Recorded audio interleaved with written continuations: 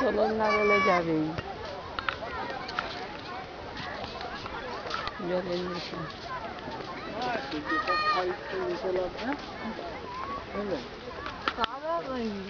কাদা নয় বালি দিলে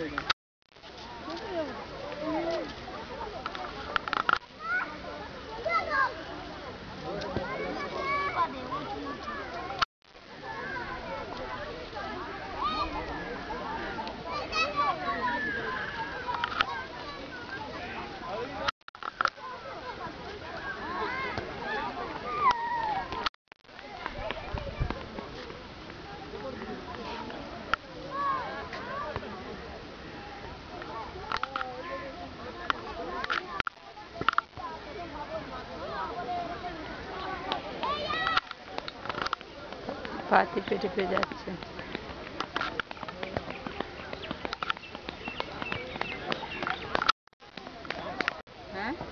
এই কারণে বকখালির ডেভেলপমেন্ট হয় না, কারণটা হচ্ছে বকখালির হোটেলগুলো হচ্ছে ফার অ্যাওয়ে। নগরীতে যাতায়াত ব্যবস্থা খুবই খারাপ। যেভাবে আমরা এলাম কোনো টুরিস্ট এইভাবে আসেনি। তবে হচ্ছে ব্রিজ, তবে কোথাও ওগুলো হতে হতে তো এটা যাবে। আর বকখালির ব্রিজে কেউ চান করতে পারবে না।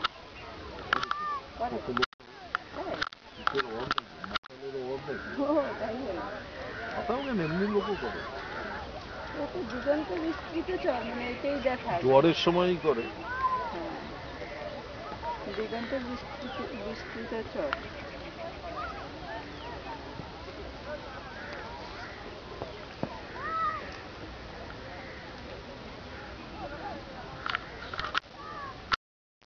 কেউ চাইলে সকালে বেরিয়ে দেখে থেকে আবার বিকেলের ট্রেনে 4টার ট্রেন ধরে চলে যেতে পারে, বুঝলে?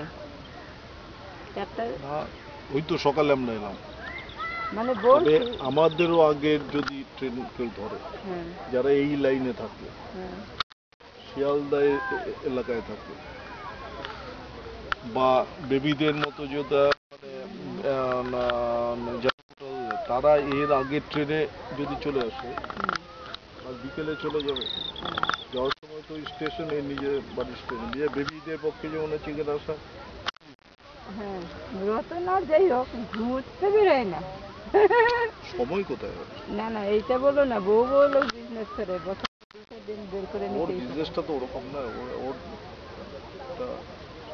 মানে এইটা তো কিছু না। ওই যে বেবিদের মতো মানুষদের জন্য তো সকালে বেরিয়ে গেল, ওদের তো বাড়ির আধা রাস্তায়, আবার ঘুরে টুরে বিকেলে চলে গেল, কোনো ব্যাপারই নেই। হ্যাঁ, এইখানেই চলে আসতো।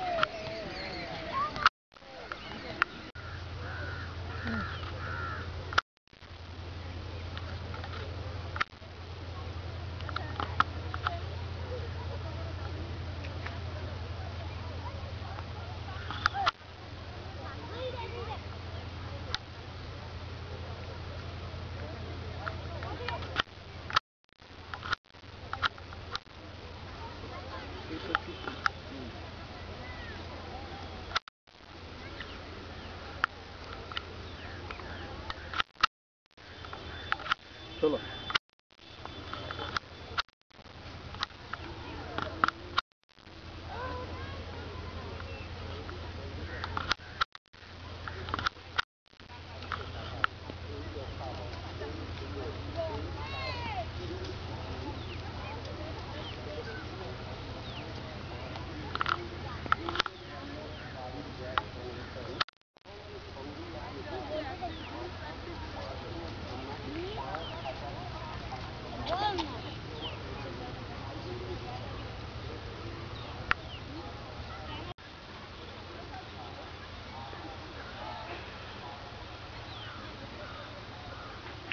আবার আমাদের কাছে আমি যাবো ওই বন জঙ্গলে, কখনো যাবো না, ওইদিকে সুন্দরবন আছে, ওইসব ছাড়া।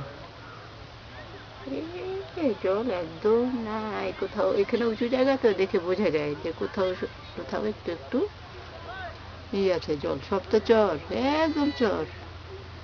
তবে হ্যাঁ, জলে ভরে যাবে সেটাও ঠিক।